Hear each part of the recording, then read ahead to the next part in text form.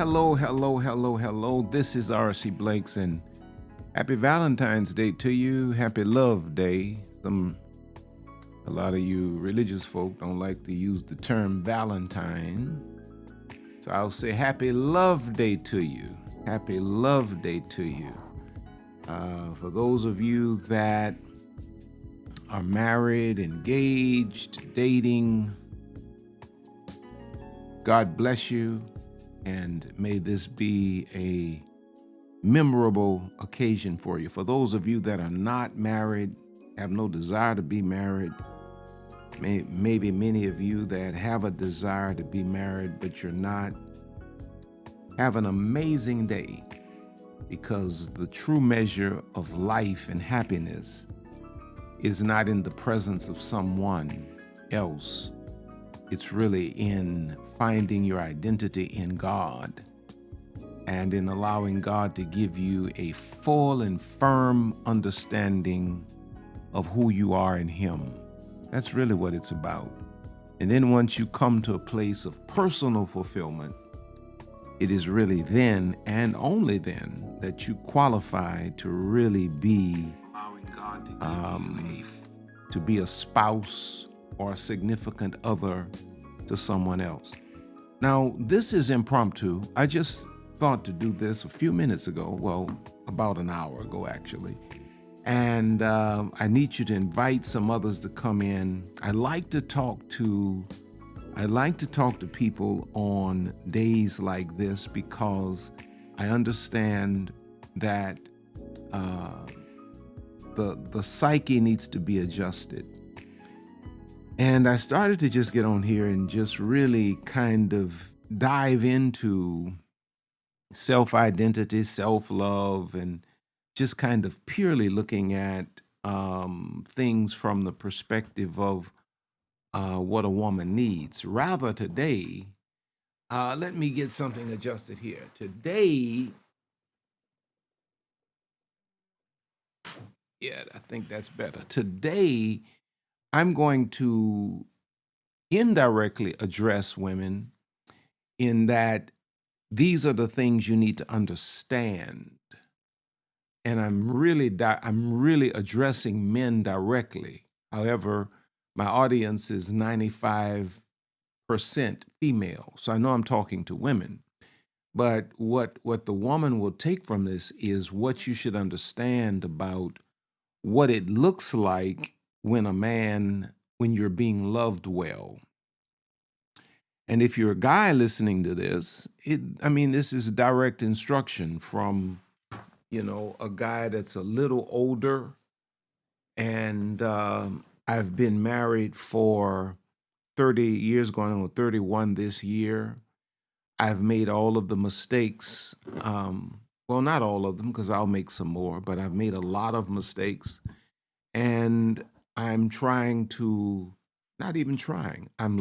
from my mistakes as I go. And as I learn, I teach.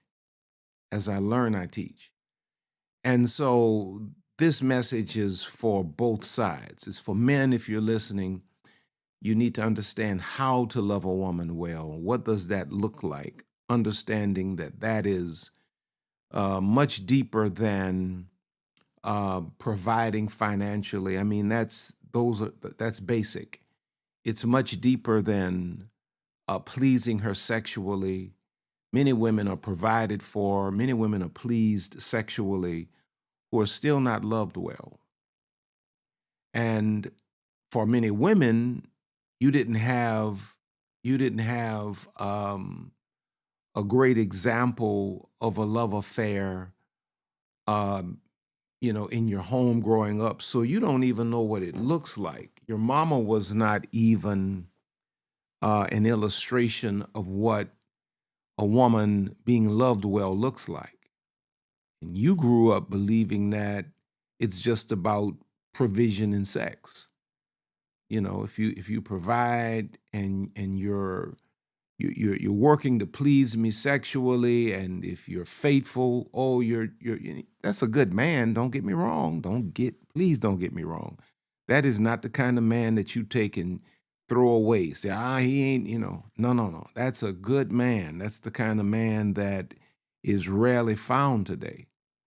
But I need us to understand, I need us to be enlightened and to understand that there's more to a woman being loved well than provision, fidelity, or sex. And so this is some of the emotional intelligence. This is some of the emotional intelligence that we, especially in the Black community, were not privy to grow up with, to understand through observation. And so my saying is, we either learn through safe instruction or we learn through harsh experiences. And so most of us have had to learn these lessons through the harsh experiences of divorce, marital breakup, not being able to connect with the person that you love with all of your heart, not understanding why you're not connecting. There are a lot of men that may listen to this and, you feel a disconnect between you and your woman and you don't know why. You feel like you're doing everything right. You're providing, you're faithful, you're respectful, you're all of these things. And there are some women that are watching this who've not understood some of the things that we're going to talk about today. And you're trying to figure out, why is it that you have a great man, he just bought you some wonderful flowers and gifts for Valentine's Day, but you still feel unfulfilled in your relationship with your man. And you feel guilty because he's a great man. He's a good man, right? But it's the intangibles.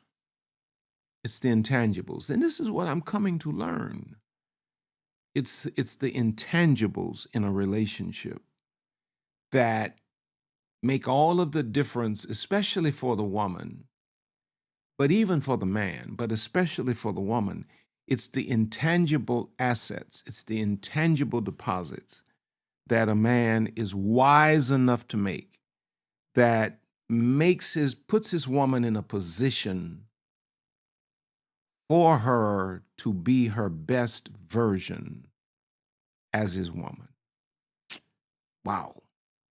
For your woman to be everything you need and more, you as the man, you have the power to put her in that position or to prevent her from experiencing the freedom to be her best version within the context of marriage. And she doesn't know what it is. All she can say is, that's why it sounds many times like she doesn't know what she's asking for. It's because she doesn't have language for it.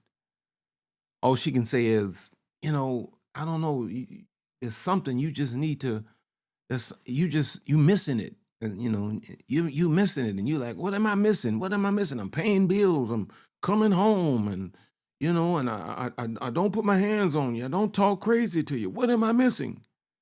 She doesn't have language for it. Neither do you have language for it. And so God takes people like me, and he allows people like me to have the harsh experiences and to literally study relationships and to be able to come back and to put language to the experiences that you're having that's causing your marriage or your relationship to malfunction. Okay. Now, many women have a natural tendency trying to slow down and enunciate. Many women have a natural tendency to anticipate, like, future problems. Many women to live, as you put it, in the, watch this, in the worst case scenario. Many women, that's where many women live, in the worst case scenario, the what if, the worst case scenario. And this is really for the woman a protective mechanism. A man who a man who loves a man who loves a woman, sincerely loves a woman with all of his heart. A man who loves a woman with all of his heart understands this. Just if you just pay attention to your woman, because one of the things I believe is um, love learns, and our women are stuck in fight or flight mode, and we've not paid attention. So what we're going to unpack today is how a man loves a woman well. And I subtitled this The Architecture of Connection. How to stay connected to your woman, and how to keep your woman connected to you in a way that she honors you, respects you, and submits to you naturally. Because loving a woman well is not about grand sweeping gestures like on days like today. You know, we make grand gestures, and that's a great thing. There's nothing wrong with it. But we have to understand that loving a woman well is about more than the grand gestures.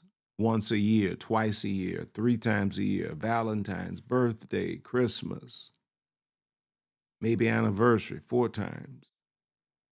It's about the daily, consistent, intentional building of a safe and passionate sanctuary for her heart. You know, we buy them houses, we buy them these beautiful, sometimes massive homes, but we fail to provide a sanctuary for their hearts. It is the art of becoming a student of your woman, learning the unique language of her own individual, personal, and unique soul. What is my saying again? Love learns. This is what women mean when they say to us, "You should have known that. I shouldn't have had to tell you this."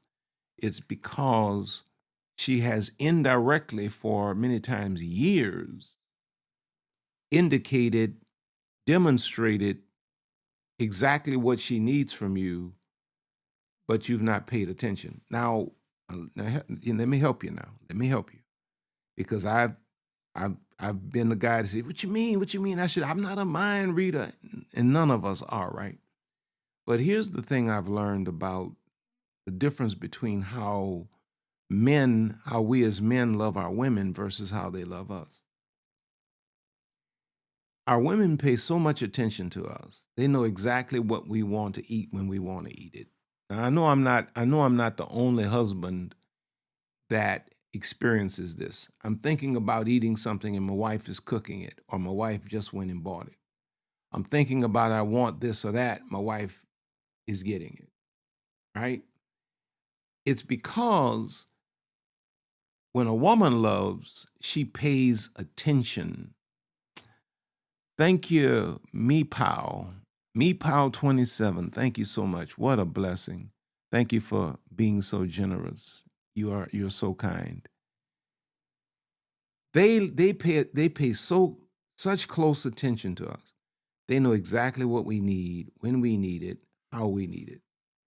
Now, we don't pay attention. And I think that's just a male deficiency. I think it is, because I don't pay attention. I really don't. I'm trying to get better, and I'm trying to intentionally pay attention, but paying attention, it does not come naturally to me.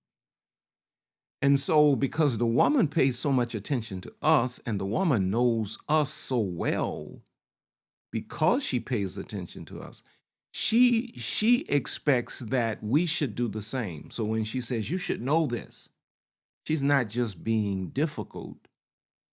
She's basically saying to you, if I were in your shoes, I would know this, because I would have paid attention to me like you should have done, and I would know that I need this right now.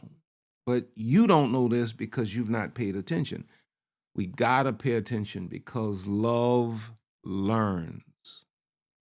Love, anything you love, anyone you learn them. Come on now. Think about it. I'm not a dog person. Y'all know that. I like dogs, but I don't want none. I don't want to be close to none. So if I ever meet you, please don't try to introduce me to your dogs. I'm scared of dogs. I don't deal with dogs. I like to look at them from a distance. But even people with dogs, pay attention to the mannerisms, the energy, the idiosyncrasies of that dog, and they learn that dog. Why do they learn that dog? Because they love that dog. And they're able to coexist with that dog because they've paid attention to that dog and they understand that dog. Now, watch this. They may have had a dog that was the same breed and looked the exact same way prior to this dog, but each dog has a different personality. So they can't treat this dog like they treated the previous dog. Now, do I have any dog lovers in the comments that can testify that I'm right? I'm saying this just off of observing people who love dogs. I've never had one to know this, through experience. But I do know that dogs have temperament. And if you love a dog and if you're going to really take care of a dog, you have to pay attention. Well, if that applies to dogs, how much more does it apply to our women? Or flip the tables, our men. So let me get into what does it look like when a woman is loved well. Number one, almost got ahead of myself in my introduction. Number one, when a man loves a woman well, when a man is loving a woman well, he regulates her nervous system. He becomes her safe harbor. Every man that would love a woman has to, come on now, you have to intentionally pay attention to your wife's, your woman's stress levels, because it is your responsibility to help co-regulate her stress levels, not criticize it, not get frustrated with it, not get short with her, but to regulate her stress levels. When a woman is stressed out, it's not because she wants to be a problem to you. It's because there are things that are going on in her soul that she maybe does not have language for. And maybe she's been made to feel that you don't care because, again, we don't pay attention. And she feels like you should know what she's going through and what she's dealing with. Because if the tables were flipped, she would have paid attention to you and she would know, okay, this is what's going on, and she would respond accordingly. So if you're going to love a woman well, you're going to have to help to co-regulate her nervous system, become a safe harbor, not a critic, not an emotional abuser, not someone that puts her down when she's in her worst state, but someone that calms her, makes her know it's going to be all right. You're not by yourself. Because at the core of a woman's sense of being loved is a profound sense of safety. A woman has to feel safe, because in the chaos of life, with deadlines, with conflicts, chores, uncertainties, her nervous system can easily become overwhelmed, even entering what I mentioned previously, a state of fight or flight where she's always on guard. Your woman is always on guard. She's stressed. So a man who loves well recognizes when his woman is in that fight or flight mode, and he co-regulates, he helps her to co-regulate her emotional state by calming her. You got to find ways that work for you and work for your woman, and you have to co-regulate. I find with me and my wife, with Lisa, um, thank you, Cherie. Thank you so much. You all are so kind and generous. I appreciate you so much. I find with Lisa and I, for me, what helps her to co-regulate is when I just simply recognize. And I don't come with a judgmental tone. I don't come with a what's wrong with you kind of tone. Who did you something kind of tone. No, I come with, I recognize that you carry stuff in this family that I would never even understand. And what can I do? Can I do anything to help you? Usually she says, no. And then I'll just wrap my arms around her and I'll hug her and I'll kiss on her head. And then I could literally feel the tension just ease because the person that's most important in her life recognizes and has come alongside her to empower her to move beyond this moment. Now let me see. So a man who loves well acts as a co-regulator. His calm presence, watch this, his steady voice and his gentle touch can signal to her brain you are safe. You are not alone in this. Because within every woman, there's the grown woman, there's the teenager, there's the little girl. The little girl in every woman needs to feel safe. And when the little girl feels unsafe, the grown woman gets frantic. The grown woman gets, stressed. Cortisol goes through the roof. She gets dysregulated. And so a man has to recognize how to embrace his woman in a way that the little girl in her can say, okay, we're safe. And sometimes it won't hurt you to even say in her ear, babe, you safe. I got you. Nothing to worry about. Whatever you're dealing with, we're gonna work it out. We're gonna work this out together. I got you.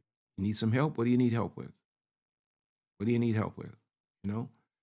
And that's the role of a husband or a significant man in a woman's life, is to understand that a lot of your job is going to be to help her co-regulate her emotions, which, you know, vacillate much more than we as men because of the feminine structure, the feminine chemistry, the hormones. It's constant. And so loving your woman well beyond the money, beyond being faithful, beyond, you know, sex, is being her safe place where she can just whew, exhale and say, I got it. You become a reassurance. Proverbs 17:22 says, a joyful heart is good medicine, but crushed spirit dries up the bones. Now, Dr. John Gottman, one of my favorites to quote, says, well, he found that in emotionally intelligent partnerships, partners are able to soothe one another's psychological stress. When a man can remain present and non defensive during his partner's distress, he acts as an emotional buffer, lowering her cortisol levels and strengthening her bond.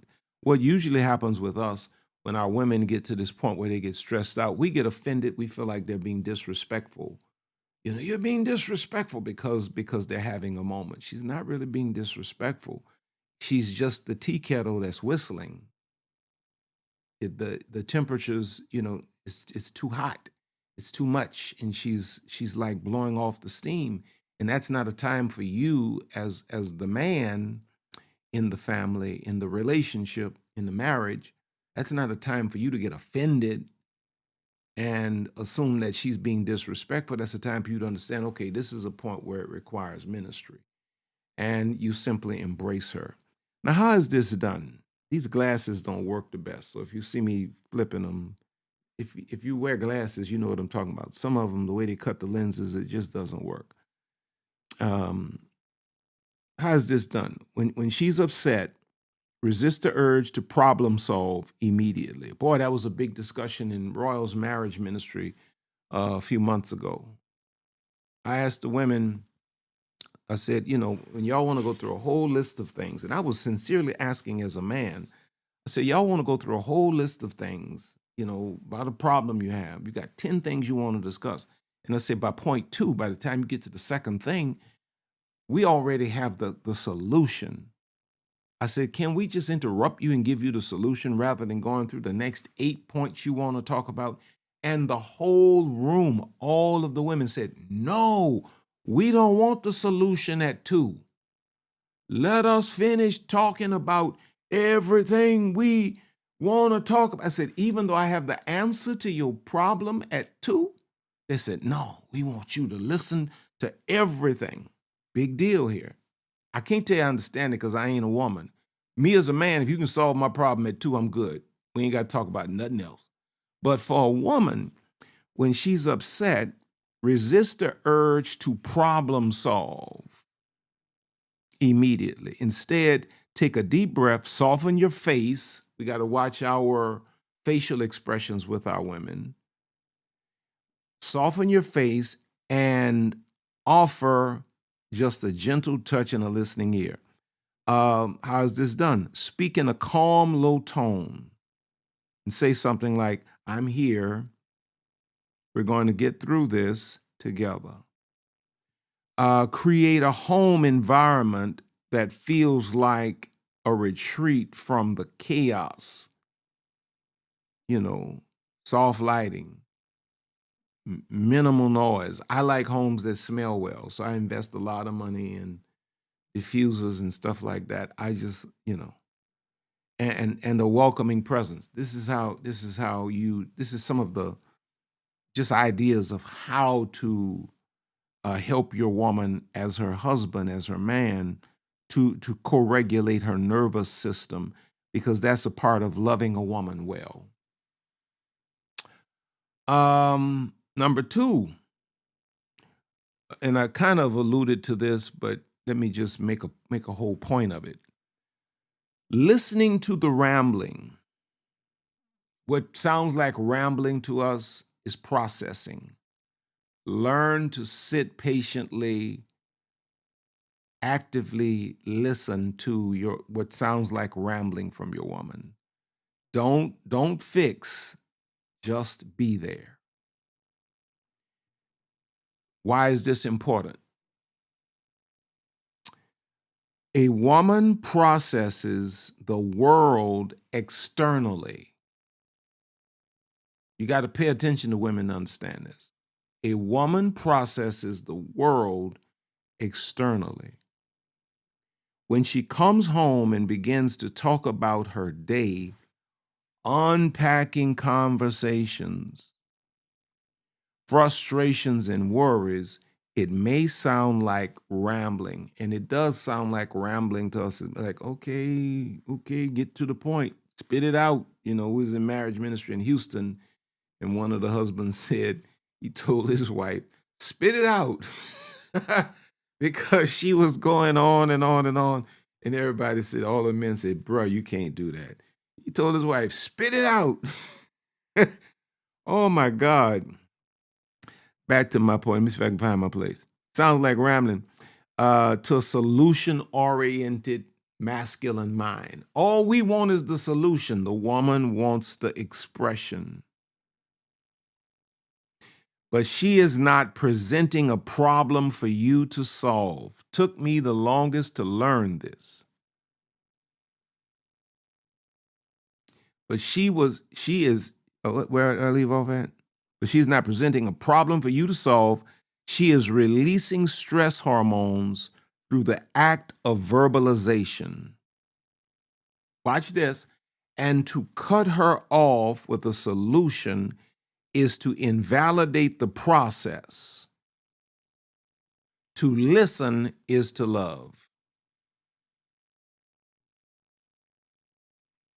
I think attachment styles I won't profess to be an expert in navigating that subject matter relative to attachment styles. But I think attachment styles absolutely plays in because the question was just asked. Let me see if I can put it here. There's the question: how do attachment styles affect the dynamic of loving your woman? An avoidant, dismissive partner. I think when you have a basic understanding of attachment styles, you understand.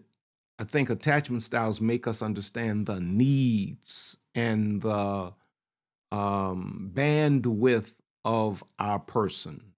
You know, um, understanding attachment styles. When you understand attachment styles, you understand why that person has that attachment style, which often goes back to what? How they were parented, how they were raised, which left them with deficiencies or left them with certain strengths.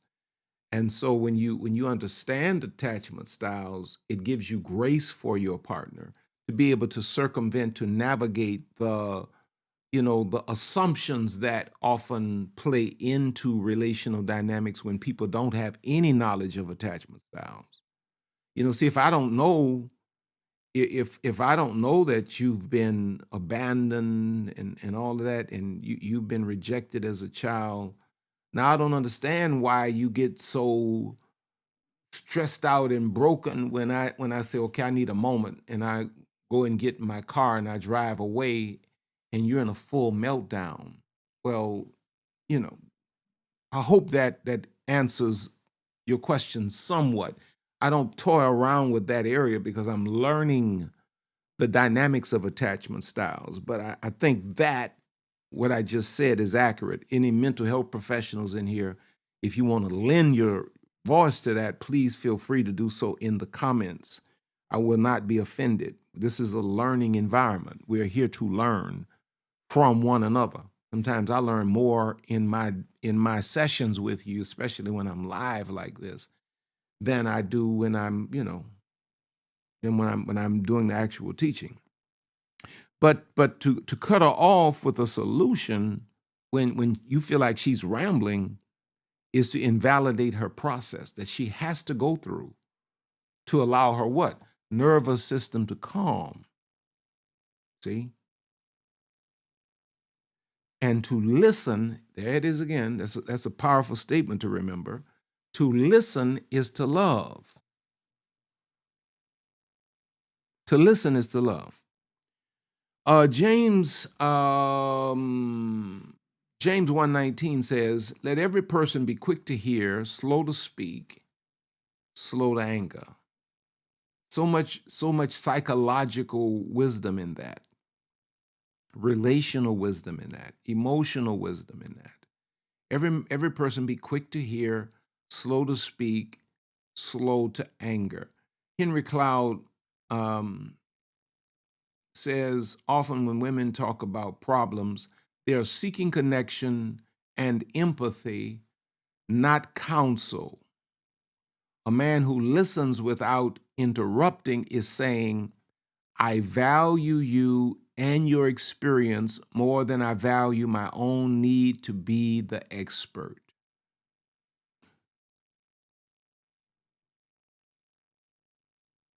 Now, I'm trying to look at the comments. That's why I got quiet. Now, how is this done? How do we effectively do this? Put down your phone, turn off the television, make eye contact, actively listen to what you may consider the rambling. It's not rambling, it's a necessary processing of a lot of stuff that your woman has on the inside of her that she needs to get out lest she goes to bed with all of that stuff in her. You got to get all of that stuff out. And she gets it out through what? Talking. Do not offer solutions unless she explicitly asks, what should I do? Use small verbal affirmations like, wow, tell me more. Just really get involved, engaged, or that sounds really hard. Things to show that you are engaged. Number 3,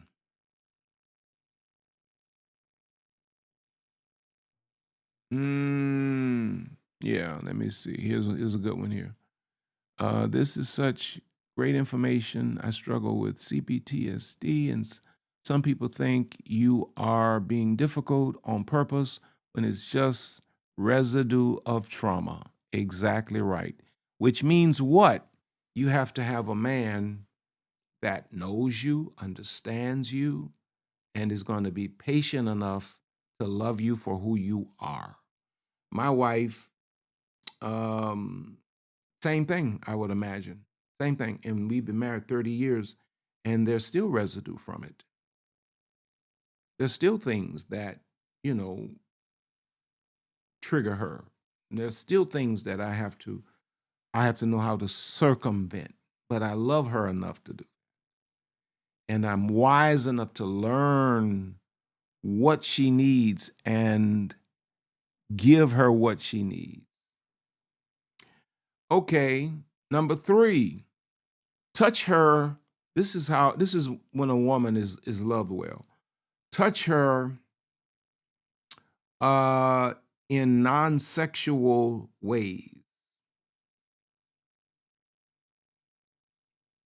Touch her in non-sexual ways. I call this the language of tenderness. When you're touching your wife, it should not always be for sexual engagement. It should be the communication of your connection to her. Touch is a primary language of connection. And when it is stripped of any expectation of sex, it becomes a profound declaration, watch this, of cherishing. When you touch your woman and you don't want no sex, like, you're married and you give your woman a massage, you take and rub her feet and go to your side of the bed and turn over, go to sleep. Man, that's going to leave an impression on her, because usually when we touch our women, our wives like that, just to be specific, um, you know, we trying to go somewhere with that. But when we learn to use touch non-sexually, man, it brings such a healing. It brings such an energy. It brings such a connection to between your woman and you.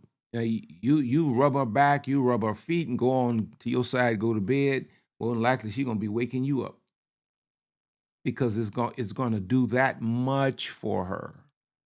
Wow. Now, so I said touch is a primary language of connection. Now, a hand on, you think about it like a hand on the small of your wife's back as you pass by, a gentle stroke of her hair while she's reading, a hug that lingers, just hold on to her for a second. Um, these are micro moments of bonding that release oxytocin, the love hormone, and builds a reservoir of goodwill and safety. In Song of Solomon 2:6, it says, uh, somebody said, forehead kisses. I like that one. This is good. A forehead kiss can calm her entire nervous system down. Wow, that's good. I'm going to practice that today. Kiss her right on her forehead. Song of Solomon 2:6 says, his left hand is under my head, and his right hand embraces me. Just, you know. Dr. Sue Johnson says, non-sexual touch builds the emotional bank account of the relationship. It sends the signal, I am here. I am accessible. I am responsive.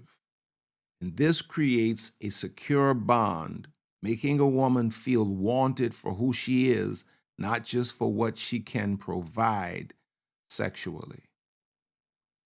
How do you do this? Let me give you some examples. Make it a habit to greet her with a genuine, lingering hug. Hold on to her for about 20 seconds.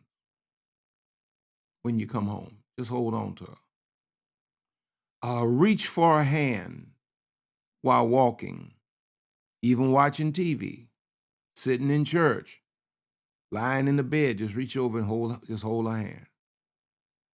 Give her a spontaneous neck foot rub. We talked about that. Without any expectation of reciprocation. All right, number 4.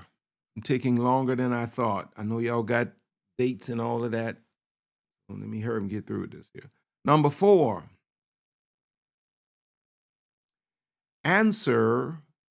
This is how a woman is loved well by a man. Answer unasked questions. In other words, provide proactive reassurance. Because many women have a natural tendency to anticipate future problems, to live as you know, I said earlier, in a worst case scenario sense of thinking. Oh, this, this could happen, that could happen. That's where women live. This is a protective mechanism. A man who loves well understands this and proactively dismantles her anxieties. Anything he knows that she could possibly remotely be worried about before she has a chance to even talk about it, ask questions about it, he's providing answers concerning that. Why? Because love learns. He tells her he loves her without being asked. He clarifies a plan when he sees a flicker of doubt on her face. He reassures her of her place in his life before uncertainty can take root. A woman has to have a sense of certainty and reassurance to keep her nervous system regulated, to stay in her feminine, where we as men need them to stay. Isaiah 65:24 says, "Before they call, I will answer. While they are yet speaking, I will hear." God is ahead of the game relative to our needs. So must we love our wives as Christ loved the church and be ahead of the game before they even have a chance to answer. Just giving them that constant reassurance as a man, as a leader, as a husband. Tony Robbins said certainty is one of the 6 core human needs, and it's often more acute for women in relationships due to societal and biological factors. By providing consistent, unprompted reassurance, you are satisfying that deep need for certainty, which frees up her mental and emotional energy to experience passion and connection, most importantly, to stay in her feminine. My man got it. How is this done? If you seem distant, or if you seem rather distracted, or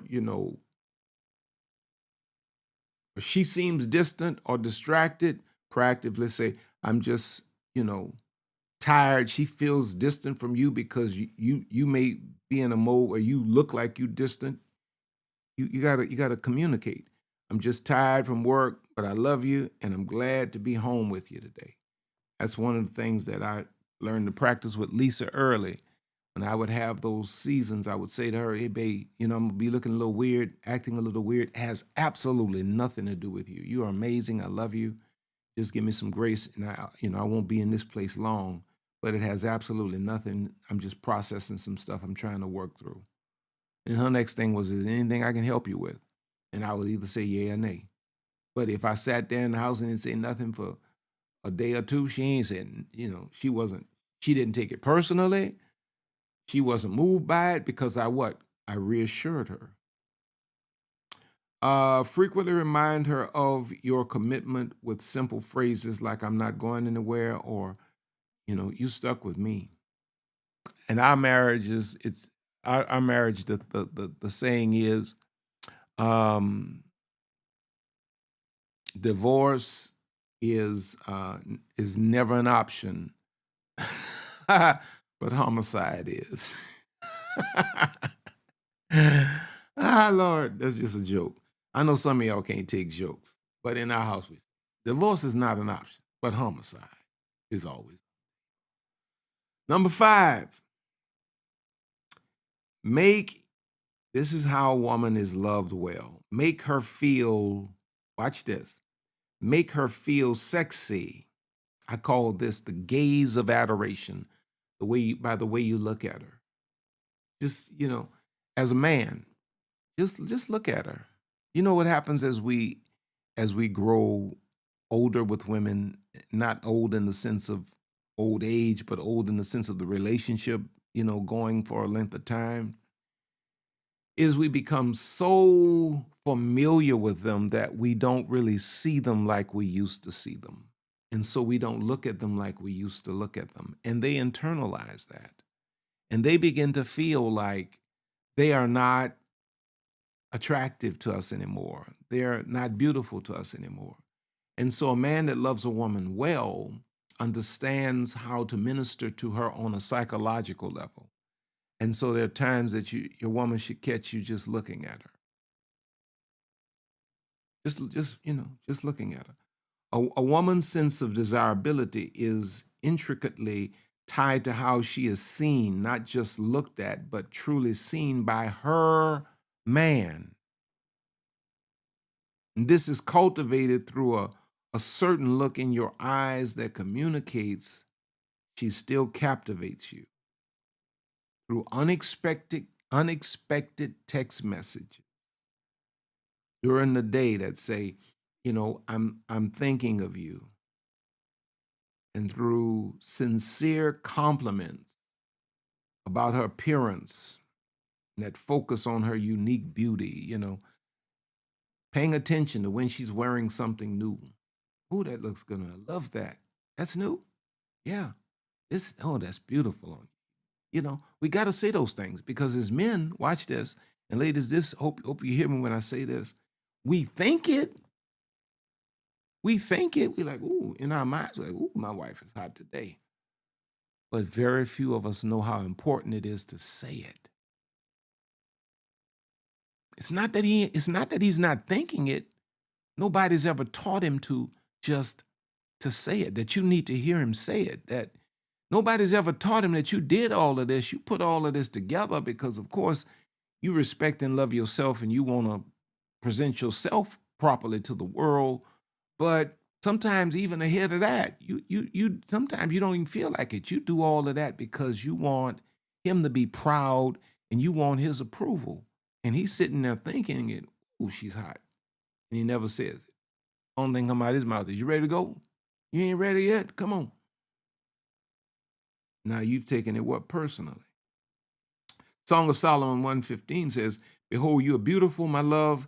Behold, you are beautiful. Your eyes are doves. You got to use that poetic language, man. Just get your poetry game on.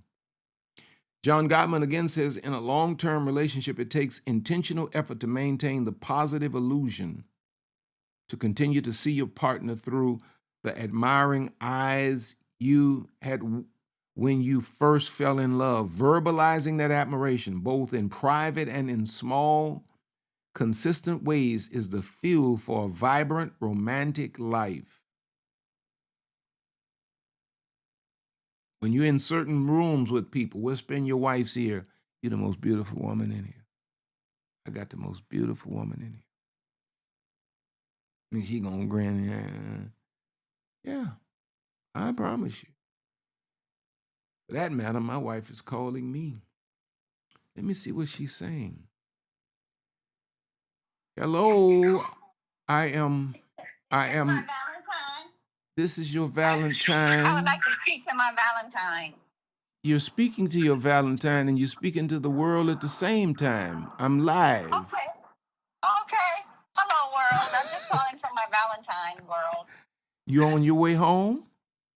In a few minutes. All right. You know you're the most beautiful girl in the world. I got the most sweetest husband in the world. All most right. Husband, the sweetest husband. All right. The sweetest Valentine. All right. Be safe now and get on home. I love you. Love you too. All right. Bye-bye. See there? I don't know what I was saying. What was I saying, y'all? Okay. how to do this. I'm ready for her to come home now. She's been gone for 3 days. Lord. Well, I literally lost my place right there. I literally, where am I at? What point was I making? Make her feel sexy. Okay. This is how you do it. Send a text midday that says something specific, like I just randomly thought about the way you smiled this morning, made my day. When she dresses up, or even when she doesn't, stop and look at her. Let your eyes linger. Tell her she looks beautiful.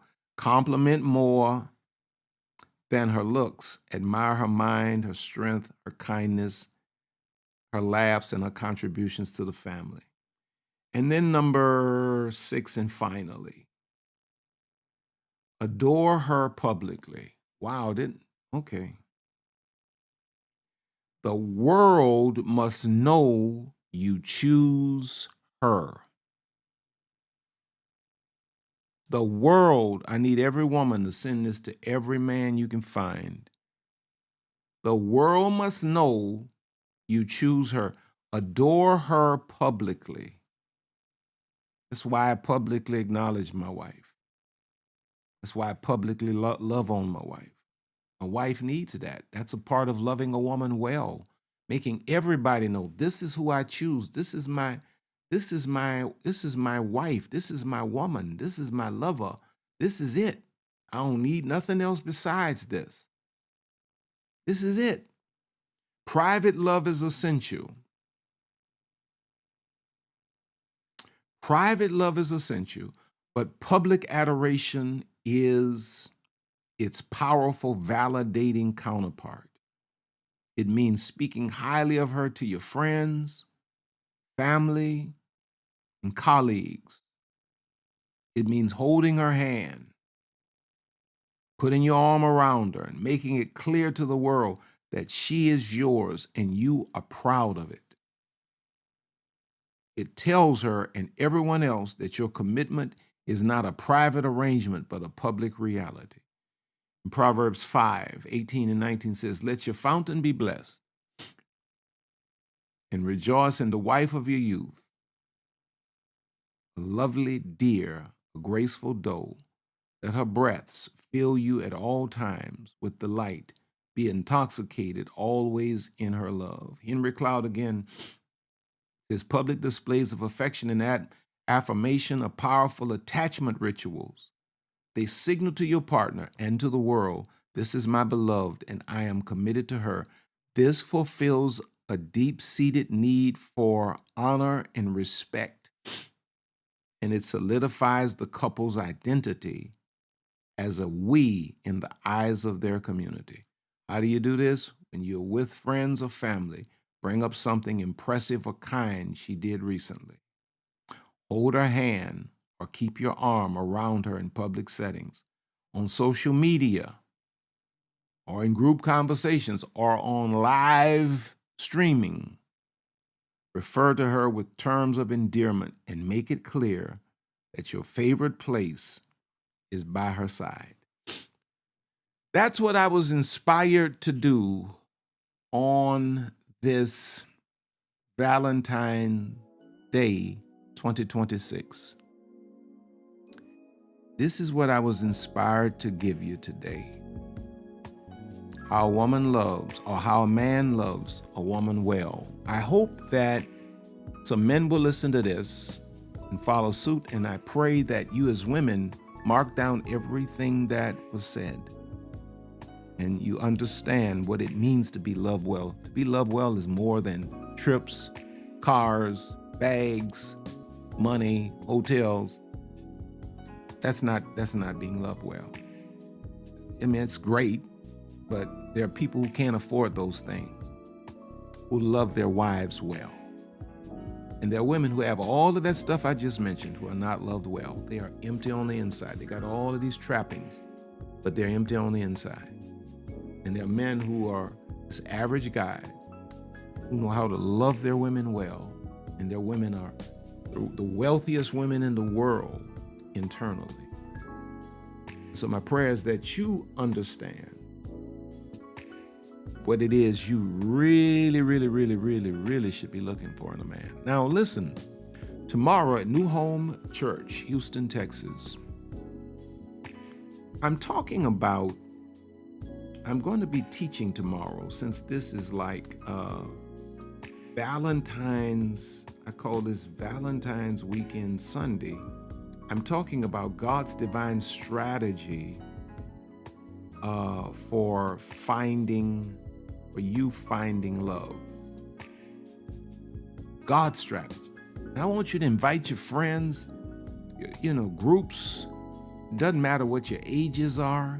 I'm talking at 11 o'clock, 4805 Shermire Road, Schurmier.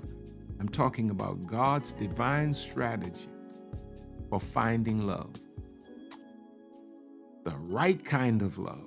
And I want you to make plans to be with us tomorrow for our worship experience. It's going to be amazing. I'm just joining it into the whole Love Weekend thing. I want you to be there. There's also a video of a friend of mine, Charles Jenkins. I want you to search for it. It's called Always by Charles Jenkins. And I want you to go and listen to that video. Oh, it's one of the most beautiful songs. It's one of the most beautiful songs. I want you to go and listen to it. And once you listen to the video on YouTube, you're probably going to want to download the music. It's absolutely amazing. Now, listen, go to rcblakes.com, sign up for Italy, if you want to go with us to Italy in June, or if you want to go with us to Dubai in October. Sign up now and be a part of one of those trips. And just know that I love you. Happy Valentine's Day to you. This was impromptu. Please share this. Please like this. Let's see. Thank you, Pastor Blakes, for taking the time to explain this. This needs to be my standard from now on. Be blessed, and Lady Lisa 1,000 times. Oh, we love you, and that blessing goes right back to you. Well, I got to go off on Valentine's Day. I have to go off with my wife's song. I made a song for my wife. And so we're going to go off with my wife's song. Right? Let me see if I can get everything situated. I love you all. Have an amazing day.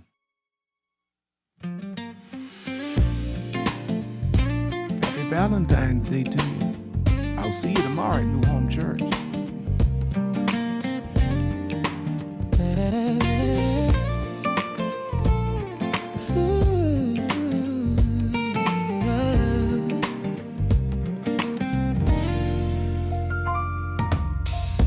God revealed your heart the moment we first met. Overlooking the Mississippi, our souls intertwined. An anchor in every storm, you stayed so strong. You hold this family, our dreams and our whole life. Lisa, God bless this family with your love. Your love turns my every hope into reality.